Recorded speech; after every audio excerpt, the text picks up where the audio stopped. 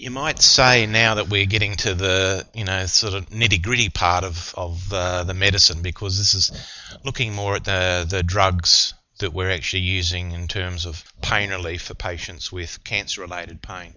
So the title obviously is drug therapy, and that's mainly what we as physicians and general practitioners do. You're actually assessing patients and looking at what sort of management they need, and obviously drugs play a very important role in that management process. So the aim of the session is to broaden clinical competence and understanding of drug strategies, including modes of drug delivery, and probably we're going to talk more about that next week, in next week's session, in the patient requiring palliative care.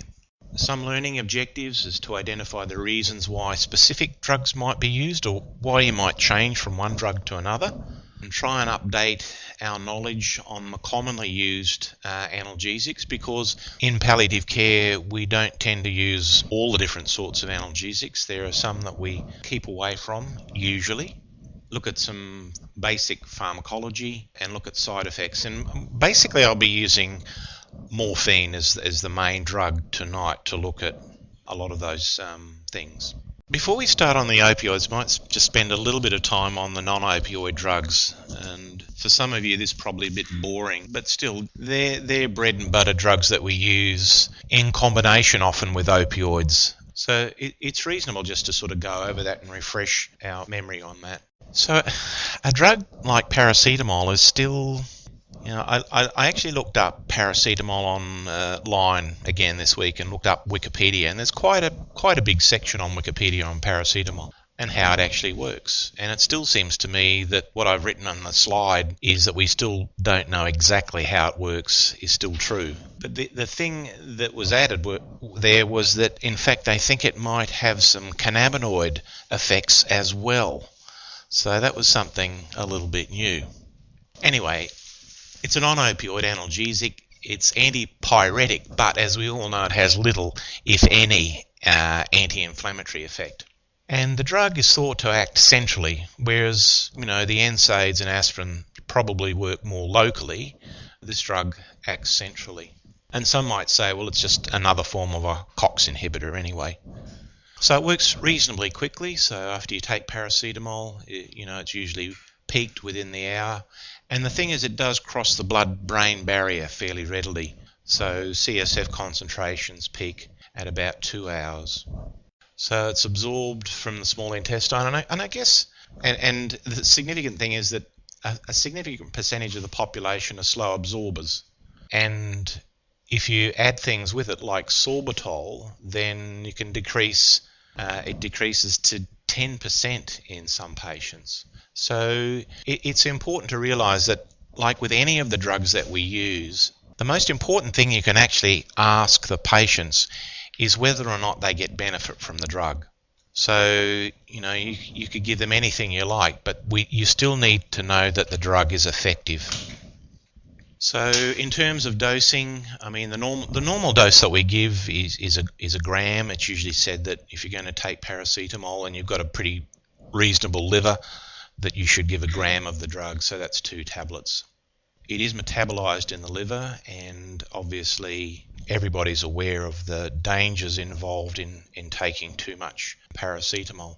I must say, in all the years that I've been in palliative care, I can't remember any patient that I've been personally involved with who's run into problems. But then certainly for patients who've got significant hepatic impairment, defined by those who are jaundice, I would use paracetamol very sparingly, if at all. There are other things that you can use. So I think if you have any concerns about their liver function, just avoid it. Ordinary paracetamol is not a long-acting drug, so you have to give it frequently. There are other preparations that do last longer than that these days, though. So paracetamol, there are aspirin hypersensitive patients, so paracetamol can be taken by patients who have a problem with aspirin. I guess the question arises, does anyone get allergies with paracetamol?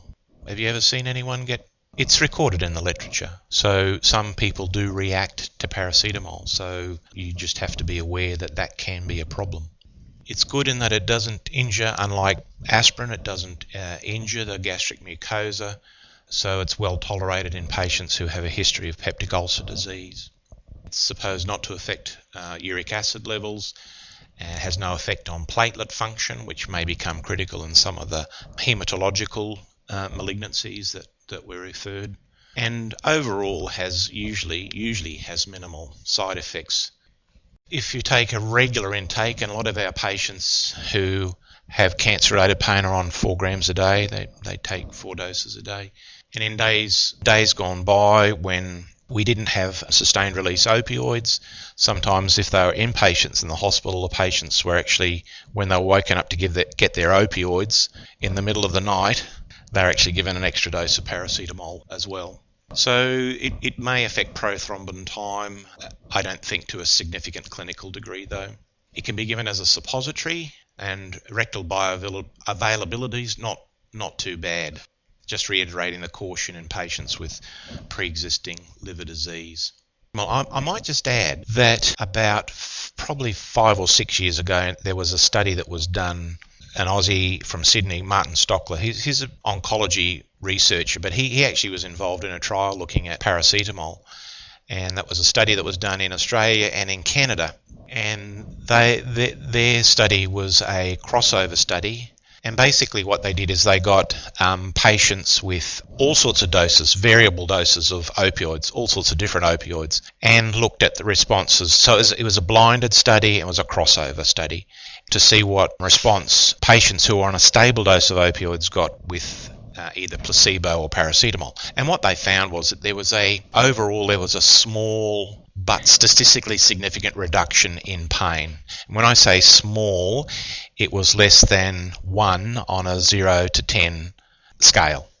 So I think the mean was about 0.7. So it wasn't a huge difference.